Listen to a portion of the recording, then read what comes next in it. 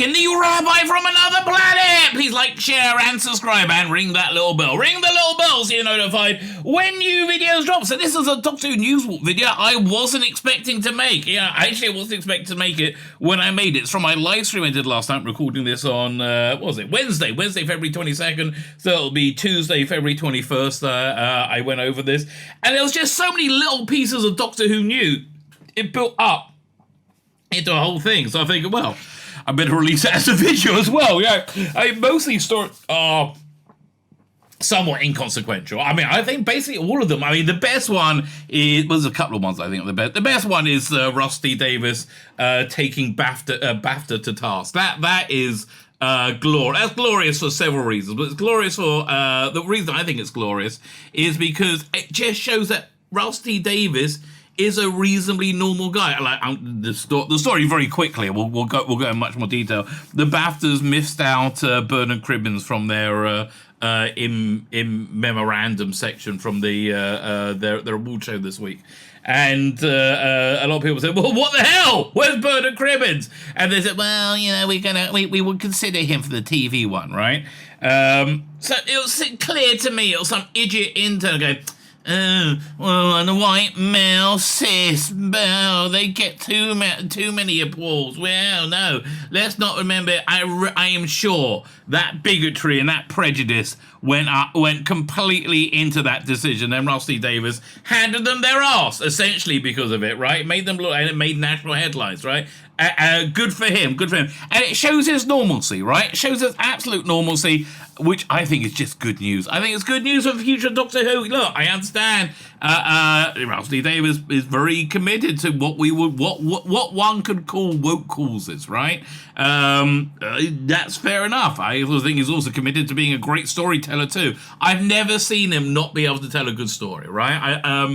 Close I Came was years and years. But even now, I found the characters compelling and interesting. And, you know, I mean, that's the one there we had Rachel Madley in, who I thought which was fantastic in that. What a great character, right? I remember the first time I saw it. So I don't think it's possible for him to be able to do something that's going to be much the same as it was under the last 5 years of Doctor Who, or the last 5 years of Star Trek, or, you know, any number of things, right? But, man, the tides are turning. The tides are totally turning. Meghan Markle, who was like the untouchable, right? She was really untouchable in the media, was just completely destroyed by South Park. I mean, completely eviscerated by South Park.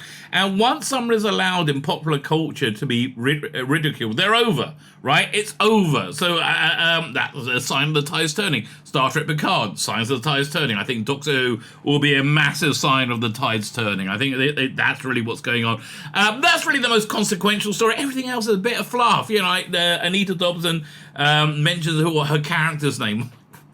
What's really? It's a story. It is a story. I go over it. The other interesting story is it's the last days of toxic fandom, right? They're really crumbling into dust. Great news, right? But they really are. Used to be Gallifrey 1 was a central place to be in Doctor Who fandom, where all the news would come out of. It was very elitist, right? This year, it was just kind of sad and pathetic, right? It was, you know, the Jodie Whittaker and Chris Chibnall's final lap of honor. I think it's the. Look, good for them, I guess. I mean, they're done. If they're fans of the era, let them enjoy. But that was like toxic fandoms. Last stand by the looks of it. They're really, really dying on the vibes. That's another great story. I like that story. Well, we're going to read the stories, right? That's the point of the video. We're going to go over the stories. Bit of Doctor Who news for you. Like, share, subscribe, comment. All those things are fantastic. Look in the video notes. Sign up to my Substack, my wonderful Substack. I've decided there's going to be a weekly 20-minute to half-hour audio presentation, right? First week I did the first chapter of this, The Dying Days, but I wasn't happy with how it came out. I'm actually going to redo this, right? But this week, this Friday, and I'm starting work on it today. I've got the first 5 minutes down. We're going to have, but this is was it AI voice clone generated reading these books on tape? Is this one, Colin Baker reading Millennial Rights. Wow, man, I wonder if I can find a Bonnie Langford book on tape, because that's basically what you need. I'll be able to get Bonnie Langford to read alternate chapters as well. That'd be kind of cool. That would be kind of cool. Anyway, that's coming out Sundays, I think. Sundays, and it's really good. I'm really into it. It's fun. I thought, because I haven't read these things for like 20 years, I'm like, oh man, that was really good, right? So sign up for that. Follow me on Twitter. Follow me on something like I said, Instagram. Started posting there again recently. There you go. So follow me everywhere. All the videos. Now, let me hand over to me from when was it? Again, last night. Last night when I went over the news. Doctor Who Baddie Davros comes to Bedford as a charity convention returns in March. Okay, good luck for that. That's really a small story, right? Why there's never been a bad Doctor Who, and there's a picture of Jodie Whittaker. Fuck me, that's going to be a story we're going to have to look at. Why are the episodes of Doctor Who missing, and will they be recovered? Well, yes, well, there is news about that, right? That the guy who was working on it knows that it's the same crew. It's the Smugglers, right? The same crew who did Evil of the Daleks is working on the Smugglers, which is very good news, right? They are vastly superior, right? I am gutted that we got Fury of the Deep and the Abominable Snowman butchered by the clowns. Carrie Russell, it awful. Whereas the other ones, Macra Terror, love it. It's a great adaptation. Faceless Ones, love it. It's a great adaptation. Here, I'll go 1 second. Doctor Who animated reconstructions. Doink. Let's have a look. See, we'll go through them one by one. Animated episode.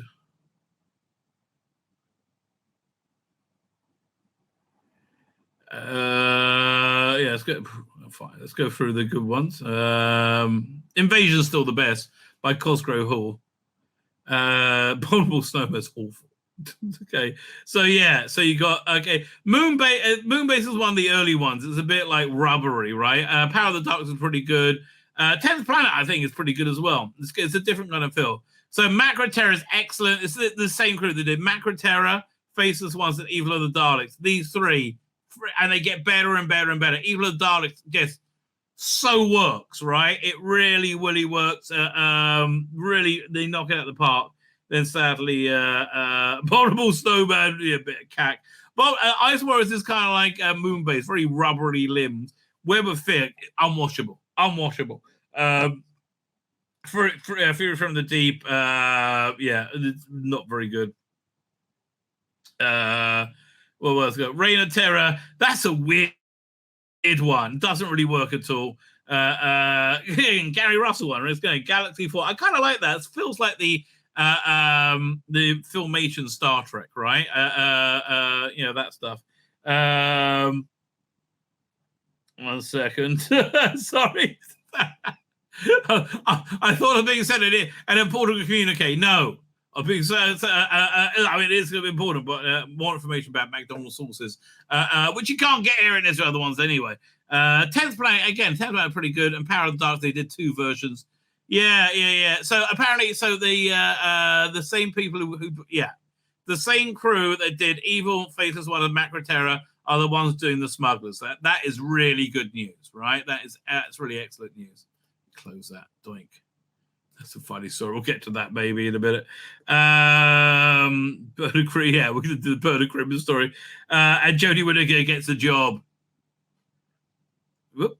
Yeah. Oh, we could do that too. There's a bunch we can get to. Man, there's all of a sudden a bunch of stuff. Where should we start? Let's see how long this article is. We get rid of this. Yeah, we could do that. Yeah. Yeah, let's do a news wrap up, right? There's a bunch of little news stories we should get to. Yeah. How long is this story? Well, there's never been about who wrote this. If this was long enough to do a video on, I think so. Yeah, that looks like gold. This looks like freaking gold. Yeah, I mean, like that image disproves the bloody headline. That's just gold, mate. Holy crap! Fine. Let me just grab. Okay, let's grab a bunch of news stories. No, we're not doing that stories. It's insane. It's just insane. Shall we? We'll try and grab that from Digital Spy. That's a good one. Or should we do it in the mirror? Yeah, we'll do it in Digital Spy, even though Digital Spy is a piece of cack, but okay. Fine, let's do a bit of a news wrap because we have a bunch of stuff to look at. First start over here. Anita Dobson. Anita Dobson shares name details on new series character. I mean, it's like, I'm a bit like, who gives a shit? But okay. I'm like, I kind of give a shit. When we first learned last month, Anita Dobson, EastEnders, and Michelle Greenberg, Afterlife, were joining showrunner Rusty Davis in new Doctor shooting out with Millie Gibson, Ruby Sunday, on the next series of BBC's and Disney Plus's Doctor Who. No details were released about their respective roles, but well, thanks to some comments that Dobson had to share with the Mail Online, it appears we have some more details of fill in the blank. Yeah, I mean, basically, it's a real. It's like feels like a person, right? While attending the Icon Awards in support of prostate cancer charity on Friday, blimey, that's a bit hardcore. I'm going to a charity do. What's the charity do for cancer? What type of cancer? It doesn't matter. No, you can tell me. No. Man, what's on the menu? I don't want to know. I imagine there's not many vol-au-vents. Okay, that's basically all I'm going to say. That's so disgusting.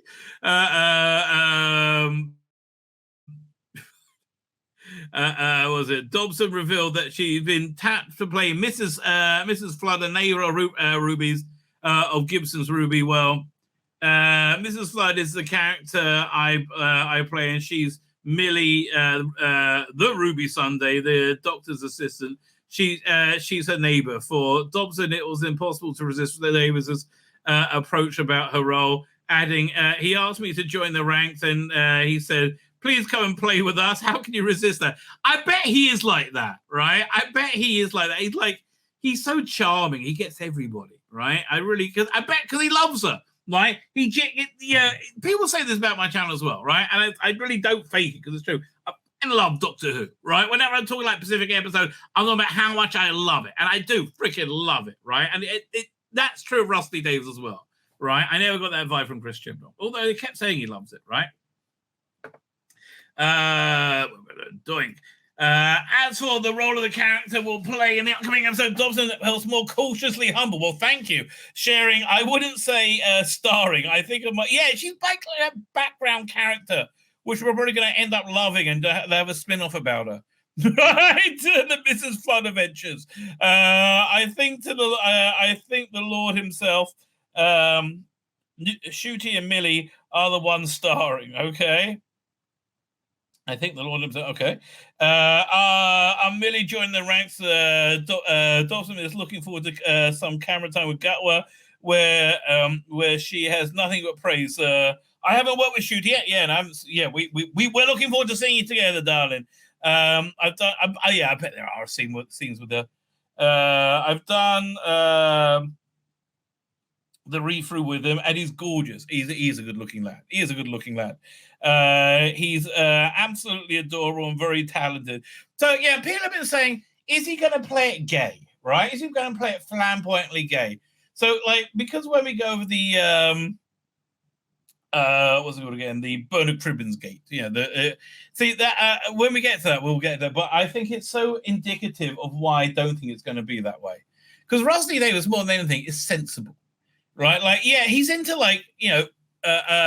he will support people where maybe we don't support, right? And because I think he's a loyal person, a team player. Let's say like that, right? He's supportive of his people, right? His peeps, and he's a good spokesman for himself, right? But he's overwhelmingly sensible, right? And he really is. And I don't think he likes woke crap, right? Look, we're going to find out soon. I mean, I do think he's going to tacitly retcon away the Jodie is. I really genuinely do. I kind of hope he does, right? But I do see that going down. Like when she fell out the TARDIS in the beginning, she's been in the land of fiction or wherever ever since, right? So that's why no continuity made sense, right? I mean, and then all the stories mattered, right? You can say everything mattered, right? It all mattered. It just was in a different reality, right? But it's still so real. Her love for Yaz is real. Yaz is, yeah. Like they can even like play that up. You know, kind of like when they had that. When the Colin Baker asked what happened to Perry, really, at the end of Tyler Time Lord, and they had a slow motion shot of her and Brian Blessed, who apparently went off to get married. Like, such a weird ending. Like, it's more likely she'll marry Syl, frankly. Now, would you want to see that? Would you want to see, what's his name? What's the name of Syl's race? A Syl Sluggy thing with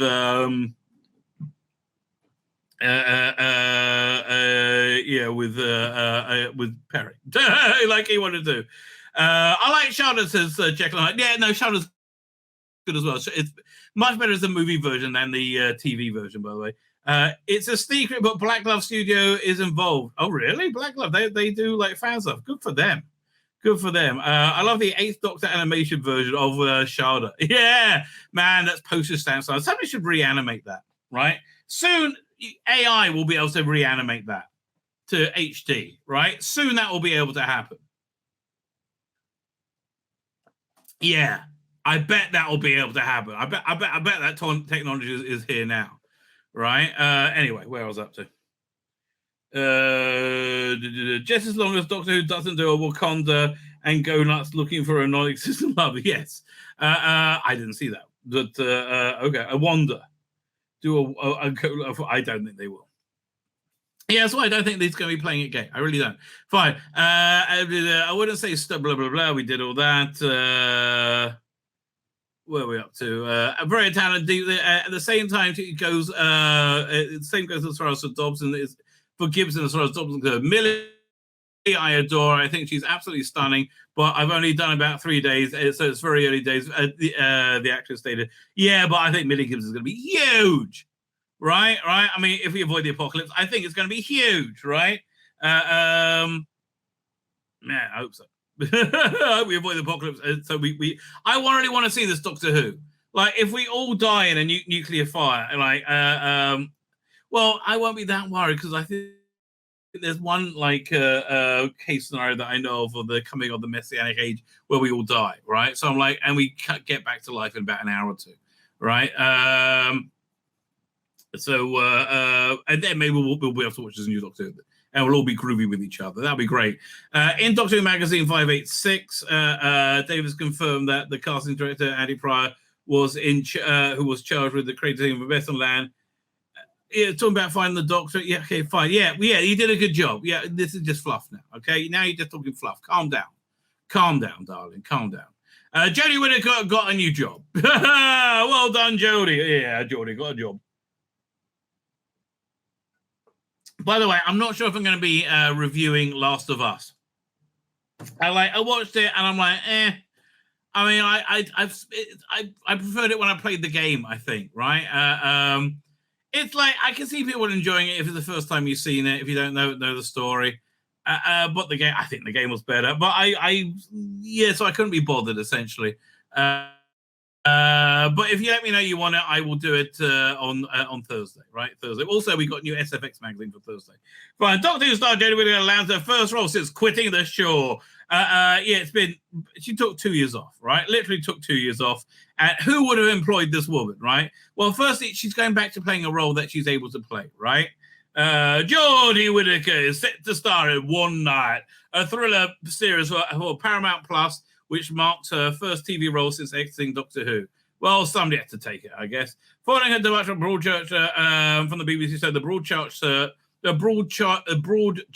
star, she wants to associate with Broadchurch over Doctor Who, let me tell you, is now temporarily relocates to Australia. Bye!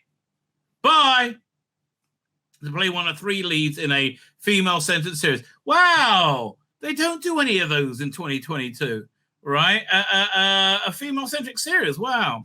One of the stars is Tess, reunited with her childhood best friend's Hat. Orange is the New Black, Yellstone and Simone,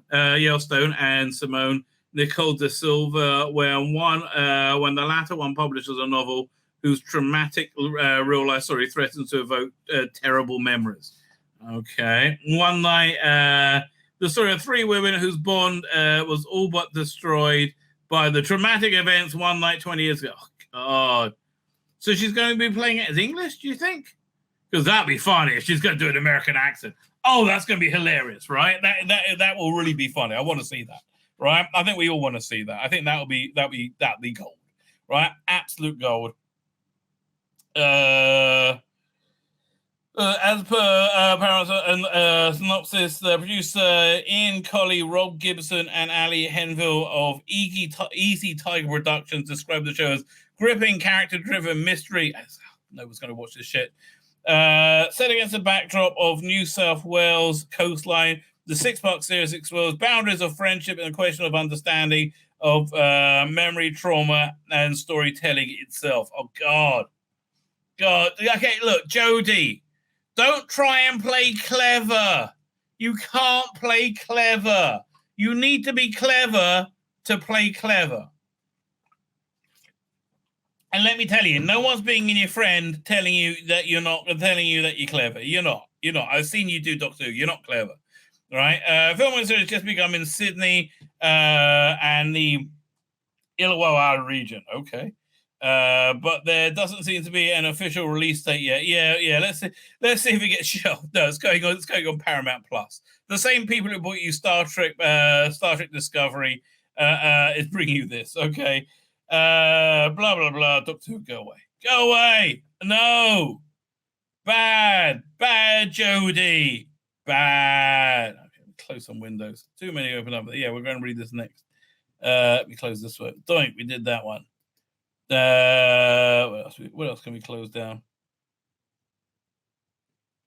We'll close that one. Yeah, okay. Let's do it. Jodie would have had the best time with classic companions at the Doctor Who convention. Yeah, look, it looked like the meeting of the sad and infirm and the lame. The Gallifrey one, man, has the mighty fallen. Like Gallifrey one used to be a big deal. Right? It used to be a big deal in the Doctor Who landscape. Now it's like, it was just sad. I mean, it really was. What it is, it was just sad. That's really my best. I have pictures from it, and it was just like, this is the last gasp, right, of the toxic fandom trying to pretend they're not toxic. It was just sad. That's the way I would describe it. It was just sad. But yeah, listen, I've been at sad cons before. Yeah, it's good luck to them. I'm glad they enjoy it. Good for them, right? Being as somebody who loves something that a lot of people look down on if you're loving, I'm happy with them to love it. I'm just not happy with them to hate me for not loving it, right? Let's and again, if Rusty Davis can bring us together with a story we can where both Jodie fans and me, the same ones, all seven of them, right, can all get together and agree, yeah, we're all good. Jodie Whittaker was joined at Gallifrey 1 2023 by Sophie Aldred and Janet Fielding. Yes, they were. Look, and again, I'm glad you had fun. Okay, and Sophie, you came off with it really well, right? This was a very good thing for you. Thanks. Right. Janet, not so much. Yeah, Janet, you quit acting. That was quite a good instinct, right? I think you should know that was quite a good instinct. Go away. Better. Fine. Taking place. Taking place this past weekend in Los Angeles, the 33rd annual North American Doctor Who celebrations. Gallifrey 1, 33 to 3rd. Long live the revolution returned with a bang. Yeah, not really. I mean, there was no news from it. That's the big thing, right? There's been like, really, let's see if the big finisher said anything. But it's been like, because I've seen really no news come out of there. And I really thought there was going to be a Jodie Whittaker set announced, right? I thought they were, but like, apparently not. Right? Which actually really genuinely surprised me. I'm like, okay, I guess that's never happening then. No, nothing new is going on. We might watch the trailer for this one. Look, Jake Dubman sounds very good. I'm just not really interested in this. Yeah, no, nothing news going on. There we go. Fine. Jam-packed roster of programs and events with incredible costumes. Yeah. The special convention. The special convention also saw Jodie take center stage for the first time ever appearance as a dedicated Doctor Who convention. It's one of the few she would have been safe at, right? When I say safe, insulated from being able to ask, like, why were you so shit? Which is a question I think on most Doctor Who's mind. Why were you so shit? Like, what were you thinking, right? I mean, like, I would love to have an interview with her. I really would. So what's going on? It's safe to say the whole affair was very heartwarming, with Janet Fielding and Sophie Aldred joining the former Doctor on stage at the end of a panel talk. Okay. Whittaker, of course, the first woman to lead the sci-fi series in the role played the 13th Doctor incarnation of the Doctor from 2017 to 2022. Yes, 5 awful years. 5 awful years. Taking the mantle from Peter Capaldi. Yes, literally. Vilda McKen won the show's most popular companions in her role as brassy Australian flight attendant Tegan Javanka in John Baker's final Doctor Who serial. Also along with Peter Davison, nearly 2.5 years, blah, blah, blah, blah, blah. Fine, yeah, so they picture them together. She reprised Tegan, like, yeah, blah, blah, blah, big finish, blah, blah, blah. This is one of the best things I've ever experienced in all my years at Galley, man. I mean, all of this is just an advert to, like, don't go near Gallifrey 1, right? It just, like, if this is one of the best things ever, yeah, bye. I mean, I don't know. Are you doing crystal meth at the same time? If you're doing crystal meth, I would understand it, right? But otherwise not.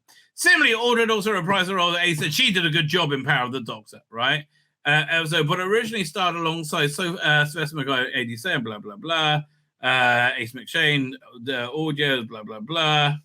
Many fans, why did they put up pictures? It's dumb of them, isn't it? I mean, that really is dumb of them. Yeah, okay, yeah, she went to Gallifrey 1. Yeah, I mean, yes, and we're telling you nothing about it because nothing happened. Picard is doing great though, right? Yeah, no, nothing. There's nothing to see here. Where are we going to next? Who cares? There was that. Yeah, no. That's Jodie Whittaker has been the lead in a new show. Man, this is gold. Right, this is absolute gold. There we go. No, not that one. Okay, yes, I think so. But no, this is the one we wanted. Yes. Yeah. Baftas are not doing well. And again, this is why I think this is good news, right? This is genuinely why I think this is good news, because the reason they snubbed Bernard Cribbins because it was a white straight male, I believe, right? And it was so very obvious, so very, very obvious in the let me find this. In what they said, right? It really was. Let me just find it. What's it? Where am I looking for? Where did it go? I had a folder I made of all these images. Oh, there you go. Doink. Well, that's right there. Oh, there you go. Try that again. Hey, fine. So fine. I got the social media stuff from Bafta and Rusty Davis there. If they've missed anything, I will just go to the source. Okay, that's the plan. Doing. Bernard Cribbins. Bernard Cribbins snubbed by Bafta in death as Rusty Davis slams work of an idiot.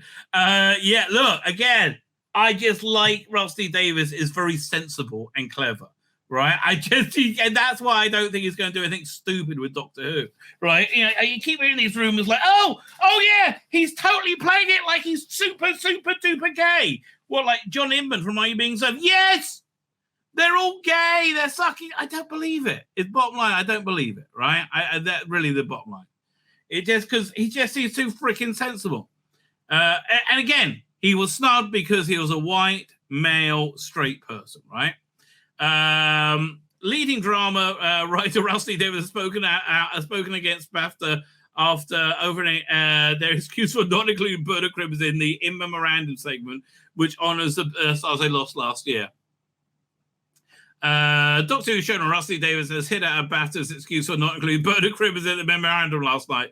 The Railway Children actor also appeared in Doctor Who, passed away in '93. I mean, he should have been in it. He was a star of stage, screen, TV, movies.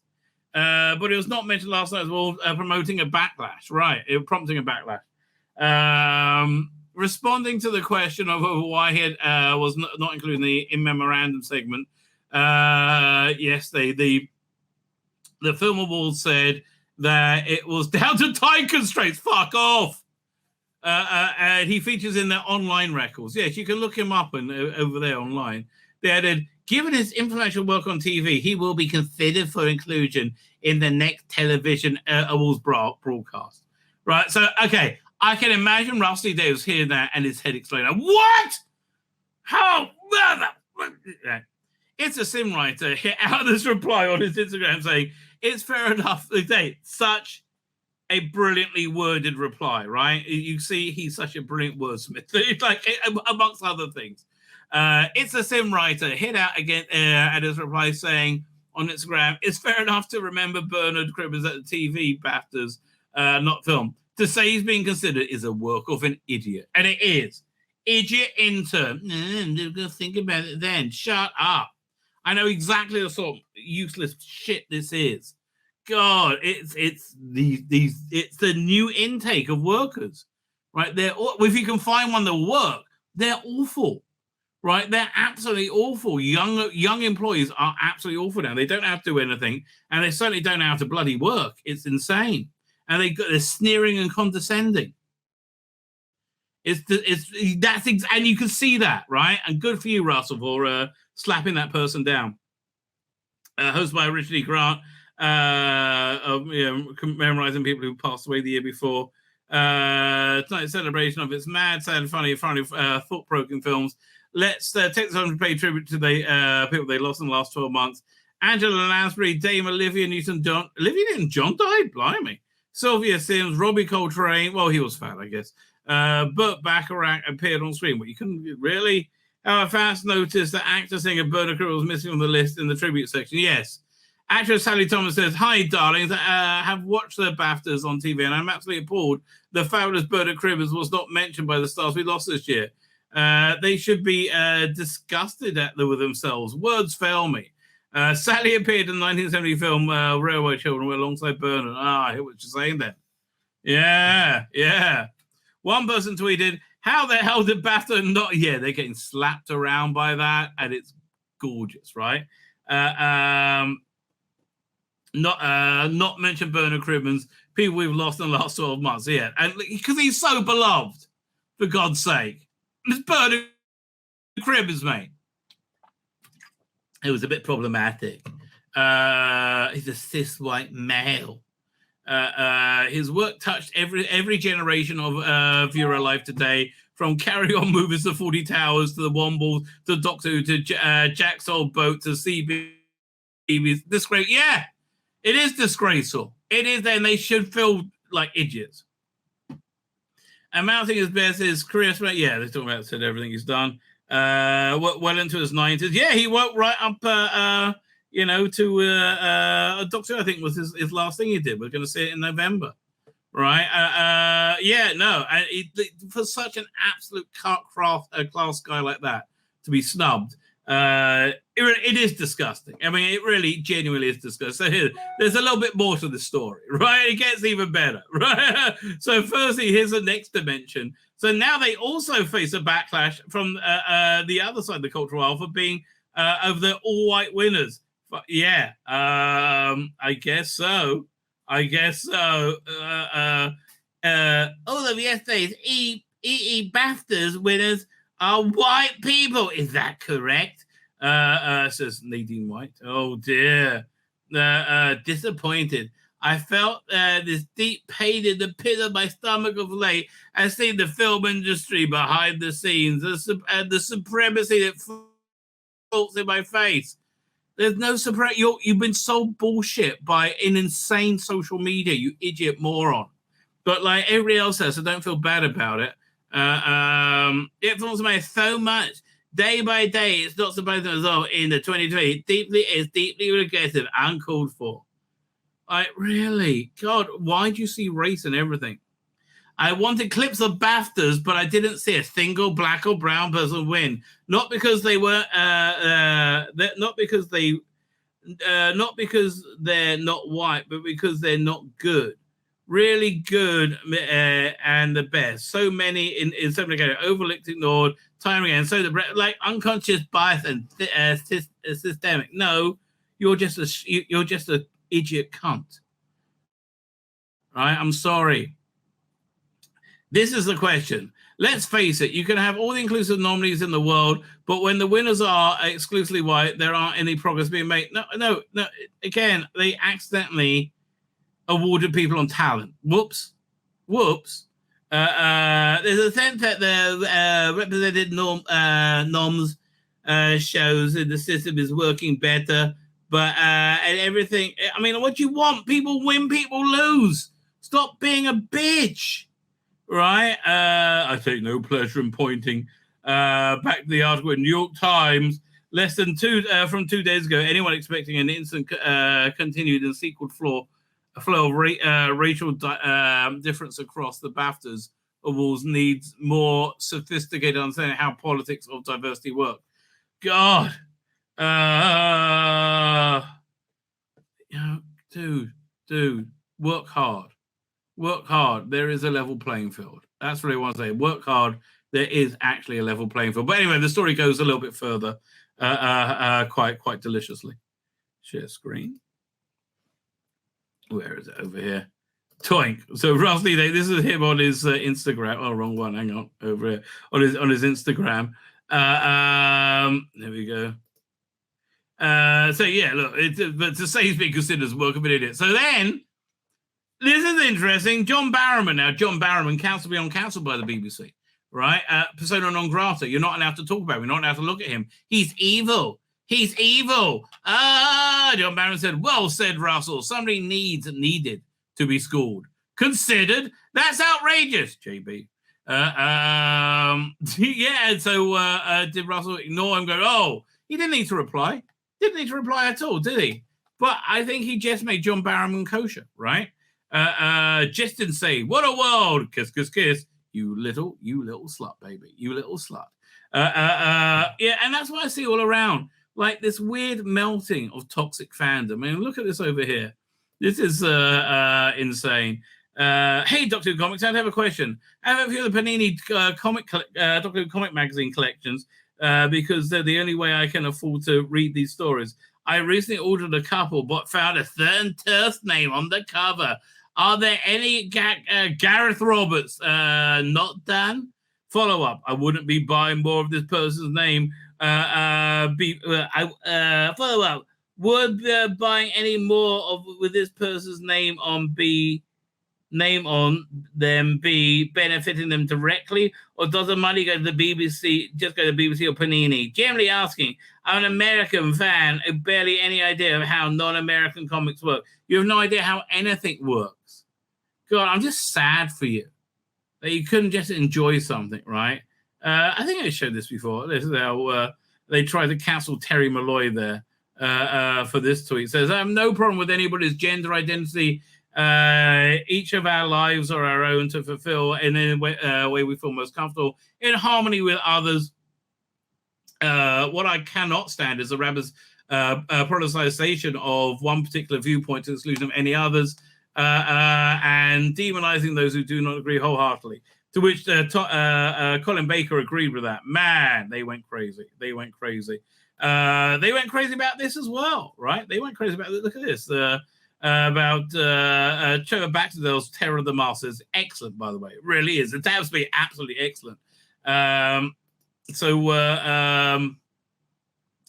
it's coming out, right? And they don't like to have a back to Neil because he once said something nice about Gareth Roberts, and that was a bridge too far, right? But the world's are turning. Look at this.